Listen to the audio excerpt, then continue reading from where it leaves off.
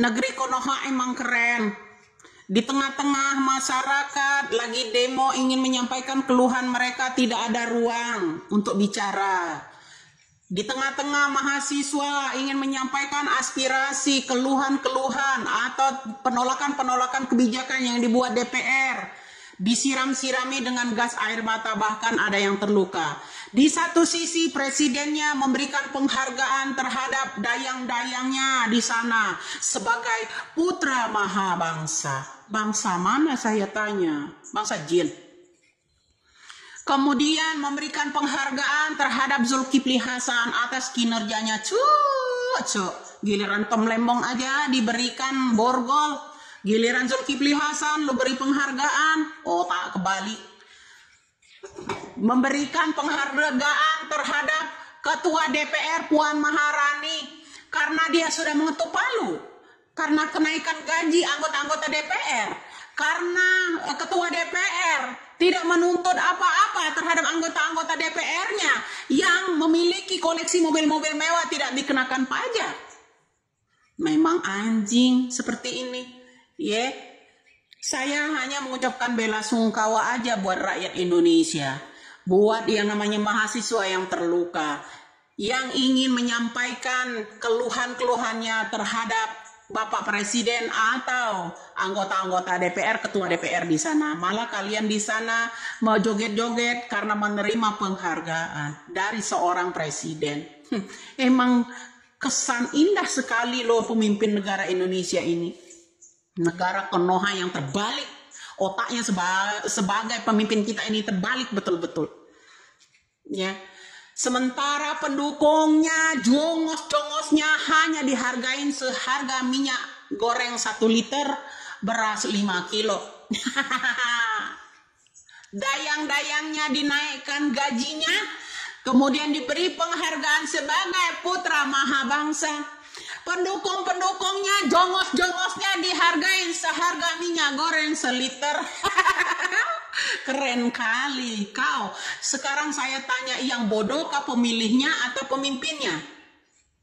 Atau pemimpinnya memang licik? Yang bodoh siapa yang memilihnya? Kau hanya sebagai pendukungnya, diberi penghargaan, diiming-imingin sama tim suksesnya. Ya, diiming-imingin tim suksesnya gila-gilaan kalau kampanye, ya.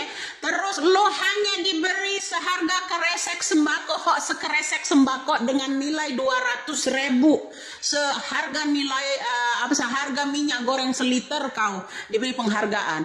Sementara dayang-dayangnya di DPR, dayang-dayang ajudannya ya diberi penghargaan, dinaikkan gajinya sebagai putra mahabangsa. Bangsa mana? Bangsa mana, Nyet? Bangsa mana? Kau bilang kalau mau kritik itu yang sopan. Sopan-sopan dasmu. Sopan-sopan matamu. Ya, picot apa tuli.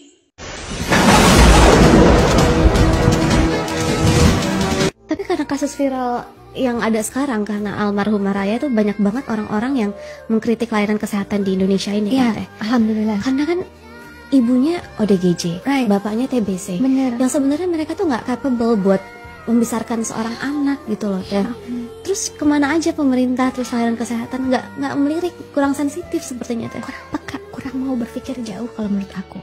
Sekarang kalau gimana nggak kurang gemes kalau ngelihat para komentarnya yang bilang, iya kan mereka udah dikasih obatnya cuma dibawain doang ke ibu yang ODGJ, emang bakal dikasihin. Dari awal juga kita udah mikirin ini anak tumbuh kembangnya nggak akan bener, ibunya salah nggak? Ya nggak salah lah, namanya sakit jiwa. Iya. Terus ya kita yang paling normal, yang paling sehat, yang dekat di sekitar situ ambil alih dong. Anak mental mau dipegangin ke keluarga yang jadi sumber toksiknya. Gimana dia bisa menyembuhkan anaknya yang mental kalau sumbernya dari rumah? Anggota DPR, gila hormat dan gak tahu diri ini merasa tersinggung disamakan dengan buruh, tukang beca, dan rakyat berpenghasilan UMR. Udah gila perwakilan rakyat satu ini. Jika anggota DPR akan mendapatkan tunjangan rumah jabatan, sebaliknya rakyat yang bergaji UMR siap-siap bakal dipotong tuh gajinya 3% untuk bayar iuran tabungan perumahan rakyat. Bang Dedi, tidak melihat ini menjadi hal yang kontras antara apa yang akan didapatkan anggota DPR dengan rakyat? Ya, Anda mencampur aduk masalah. Ya, jadi mau ketika DPR dibandingkan rakyat jelata yang katakan tukang beca atau buruh, di situ Anda mengalami sesat logika. Enggak, kita bandingkan dengan rakyat yang gaji UMR. Gaji UMR. Ya, kan aneh kamu membandingkan dengan gaji UMR, Mbak. Ya, kalau mau bicara gaji, saya sebelum masuk DPR, gaji saya tahun 2000-an sudah 80 juta. Udah gitu nggak bisa menjelaskan apa rasionalnya dia berhak untuk dibayar jauh lebih besar dibandingin tukang beca, buruh, dan rakyat gaji UMR. Udah jelas-jelas kita semua pekerja di Indonesia adalah tulang punggung dari anggaran pemerintah. Dia bayar pajak aja enggak. Jadi siapa yang sebenarnya mengemban tugas negara di sini? Dia bilang gaji saya 80 juta sebelum join DPR. Kecil amat pak, gaji cuma 80 juta, ketahuan sih, pantesan ngomongnya nggak nyambung. Kalau memang dibilang gaji dari DPR itu rendah, ngapain join DPR? Kita juga nggak pengen punya perwakilan yang arogan, nggak punya logika, ngomongnya nggak nyambung. Emosi lagi nih orang, bener-bener gila hormatnya, udah nggak ada obat. Dia minta dibandingin, harusnya bandingin gaji saya bukan dengan rakyat, tapi bandingkan gaji saya dengan petugas BUMN katanya. Mau dibandingin sama BUMN yang rugi triliunan setiap tahun itu, yang di dalamnya korup dan gak becus memanajemen perusahaan-perusahaan milik negara. Pak, kalau mau banding-bandingin sama yang lebih bagus, bukan sama yang lebih jelek. Ini aja udah jelas banget mentalitasnya. Dia join ke situ untuk memperkaya dirinya. Gak ada di situ dia bahas mengenai kesejahteraan rakyat. Gak ada di percakapan itu dia bahas tentang kontribusinya terhadap rakyat. Ngomongin gaji terdepan, ngomongin hasil kerja. Loyo, kalau mau bandingin sama yang bagus, bandingin tuh sama pemerintah Swedia, pemerintah Skandinavia, nggak dapat tunjangan rumah, nggak dapat tunjangan mobil, gajinya juga sama aja kayak pegawai-pegawai yang lain. Kenapa? Karena mereka mewakili masyarakat. Dan apa hasil kerjanya? Negara-negara Skandinavia adalah negara-negara paling makmur di dunia, paling bahagia, dan paling rendah korupsinya. Karena mindsetnya benar, bukan mindset gila hormat seperti situ. Ini gengs, ada karyawan tersinggung disamakan sama bosnya. Masuk di akal nggak sih orang kayak gini? Dia yang kerja di sana dibayar gajinya dari pendapatan bos-bosnya, tersinggung disamakan sama bosnya. Karyawan nggak tahu diri ini mau kita apain nih, gengs? Tag dong di bawah siapa sih namanya ini orangnya dan siapa partainya. Jangan sampai kita pernah pilih orang ini lagi. Suruh aja kerja di luar yang katanya gajinya 80 juta. Yakin tuh gajinya 80 juta. Kalau iya ngapain join pemerintahan? Lebih besar emang pendapatannya di pemerintahan. Yo guys, balik lagi bersama saya tentunya Uki Kevin. Nah ini masuk lagi ke segmennya Sahroni ya. Salsa si penantang Ahmad Sahroni. Uang kamu sebanyak itu tidak mampu membeli empati, kata Sahroni teh ya. Waduh, nah ini kita lihat seperti apa nih sombongnya. Nauzubillah ya, setelah menjadi DPR mereka lupa ya, sebelum jadi DPR mereka ngemis-ngemis sama kita. Nah ini kita lihat seperti apa guys videonya. Buat kalian yang mau reaksi atau komentar bisa seperti biasa tulis di kolom komentar setelah melihat semua video-videonya guys ya.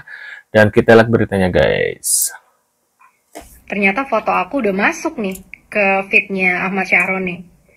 Ahmad Sahroni punya duit sebanyak itu, bisa beli Cybertruck, bisa beli beberapa motor mewah, ketua Harley Davidson kalau nggak salah katanya di Indonesia. Uang sebanyak itu nggak bisa membeli kamu keberanian, nggak bisa membeli kamu nyali, nggak bisa membeli kamu akuntabilitas untuk bertanggung jawab sama perkataan kamu. Jadi ternyata kamu diundang, nggak berani datang, tapi nontonin gitu ya. Fans berat ternyata sama aku ya. Nggak apa-apa, bagus. Semoga keberadaan aku bisa mengajari kamu cara berargumen yang baik dengan data, dengan logika, dan dengan empati terhadap penderitaan yang dirasakan masyarakat. Benar. Apakah uang kamu yang sebanyak itu nggak mampu membeli kamu empati? Teman-teman, lihat nih ya, uang itu bukan segalanya. Orang yang uangnya udah nggak ada serinya, yang petantang-petenteng, pamer kekayaan di tengah kemiskinan masyarakat, dan mati empatinya, ternyata nggak bisa membeli dia keberanian untuk bertanggung jawab sama kata-katanya sendiri loh. Yang aku tanya kan kata-katanya dia. Terus kedua nih ya, dia nanya nih, ngepost foto aku gitu kan, di feednya. Bagus, sembah kalau bisa foto aku. Lagi lomba debat di Denmark. Aduh, apa nggak bisa baca? Prestasi debat aku itu udah 10 tahun yang lalu. Aku nggak sedang lomba debat di Denmark. Aku sedang kerja, saat ini aku adalah strategi manager di perusahaan paling sustainable di dunia, namanya Vestas. Apa yang aku dilakukan di sana? Aku adalah ahli strategi untuk membantu perusahaan agar bisa memprioritaskan kebijakan-kebijakan yang terbaik untuk bisnis. Perusahaan aku terbesar di marketnya di dunia dan paling profitable di dunia. Itu yang aku lakukan di Denmark. Apa yang kamu lakukan di rumah mewahmu? Waduh, cuma duduk diam manis gitu ya guys. Dan ini ada apa lagi? Bentar. Nih, Rocky Gerung, anggota DPR dari orang-orang pengangguran, pengemis, kacung, sekarang jadi katanya gitu guys ya. Kota DPR itu tadinya pengemis, meminta suara kita tuh. Pak Rocky kasih suara dong, nanti kita puji ini. Dia nggak bisa saudara. Benar. Betul dia masuk DPR, kok dia jadi penguasa. Lu dulu kacung, ngemis suara rakyat. Kan itu yang mesti kita ubah. Anda itu adalah pesuruh kita. Bener, Anda itu pesuruh, bener. Bukan representasi kita. Apalagi mereka kayak Kami mewakili kedutaan rakyat. Ngehe lu. Bener. Kepada anggota DPR. Karena kedutaan itu final di rakyat, nggak mungkin diserahkan. Waduh. Waduh, parah banget sih emang ya sekarang itu apa ya? Mentang-mentang yang sudah menjabat, mereka tuh pada lupa gitu dengan janji-janji. Sebelumnya janji ini, janji itu, ya ngemis. Bener ngemis kata Pak Rocky gitu. Pertanyaannya ya. begini, kita kan paham kenapa Saroni itu menyampaikan. Ini di sini udah jam 12.35, Bunda harus mandi dulu. Saya bela nanti Bentar dulu, Bun. Sebentar lagi. Ya udah. Saroni mengatakan udah jam 12:30. Dan Bella masih Bunda nggak apa-apa, Bunda turun aja, nggak apa-apa. Bunda istirahat dulu, Bunda istirahat. Janjian sama Abi. Santa Bella, anak Bunda. Kok nggak ngasih mak kau ulang tahun hadiah bulan Juli kemarin? Iya, nanti dikasih kerang, tuh kirim ke Jerman tuh. Tolong titipkan kerang dong, kerang rebus untuk mama kau. Sampai sana nggak busuk dia Bunda? Enggak, kau beli kerang yang udah direbus. 13 jam Kak, bisa. Yang udah Nanti kita kirim. Nanti kirim kerang dibekukan. Ya, Santa Bella anak Bunda. Sayang, bye. Waduh. Isu ini berawal dari joget-joget dibumbui soal 3 juta. Iya. Nah, saya terangkan dulu soal joget-joget ini. Bukan soal membela DPR, apalagi soal apa namanya karena satu partai, bukan. Kita semua ada di situ, 580 anggota DPR plus DPD RI. Iya, kayak rapat umum itu kan ya? MPR, Pak MPR. Kejadian ada kawan kita yang kemudian seolah-olah berjoget di situ dengan kawan-kawan yang lain, ya, notabene itu lintas partai. Ya bahasa saya spontanitas, karena ada musik yang diputar di lantai 2 oleh adik-adik Universitas Pertahanan. Yang kebetulan ada yang main musik kan? dan memang itu masuk dalam acara. Masuk dalam rundown. Membawakan lagu nasional. Dianggapnya begitu, kira-kira gitu. Ada hiburan dari Unhan, lagu nasional dan lagu apalah kira-kira begitu. Nah pada saat lagu itu, spontanitas kawan-kawan ini berjoget. Saya harus kasih catatan, saudaraku Mas Densu. Iya. Kalau DPR ini kan representasi masyarakat. Iya. DPR ini tidak tunggal loh. Kita ini berdiri mewakili banyak orang. Yang kita bagi di dapil-dapil kita masing-masing. Saya, Jakarta Barat, Jakarta Utara, Pulau Seribu. Daerah sini. Artinya aspirasi, meskipun cakupan tugas kita nasional. Betul. Gitu loh. Betul. Nah, yang saya ingin sampaikan gini. Apa salah kalau kemudian representasi masyarakat, dalam hal ini teman-teman DPR, bergembira karena pidato kenegaraan Bapak Prabowo Subianto sangat paripurna.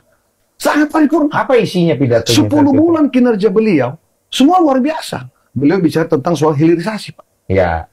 Hari ini kita tahu, Bang Densu, rata-rata kalau kita bicara potensi ekonomi selalu mulainya dari kota. Nah, melalui hilirisasi pangan, melalui koperasi, artinya ada potensi ekonomi yang terbangun, tumbuh di pojok-pojok desa. Iya, betul. Tumbuh di kampung-kampung. Gitu loh. Selama ini dalam tanda petik terpinggirkan. Gitu loh. Selama ini terabaikan. Betul. Semua kita bicara ekonomi pusatnya di kota. Itu yang dibicarakan saat itu? Saat itu. Belum lagi soal makanan bergizi gratis. Memang baru 2 juta. Gitu, baru 2 juta. Gitu loh. Tapi kan tujuannya kan sampai ke target yang disampaikan oleh Pak Prabowo. Minimal tahun depan misalnya 10 juta. Terus meningkat sampai ke 8, targetnya 80 juta. 2 poin. Makanan bergizi gratis misalnya gitu loh. Apalagi penegakan hukum. Poin kita lihat penegakan hukum, Pak. Ini ada 2 hal ya. Penegakan hukum terkait yang bahasanya orang itu ada istilahnya penegakan hukum hanya tajam ke bawah tumpul ke atas. Faktanya hari ini, Pak, Bapak lihat sendiri kan informasi di media. Barusan ketangkep. Itu orang badan beliau, Pak. Iya, tapi barusan ketangkep. Itu dia. Orang badan beliau ketangkep. Paham. Ini bukti bahwa kemudian Pak Prabowo tuh on track soal penegakan hukum.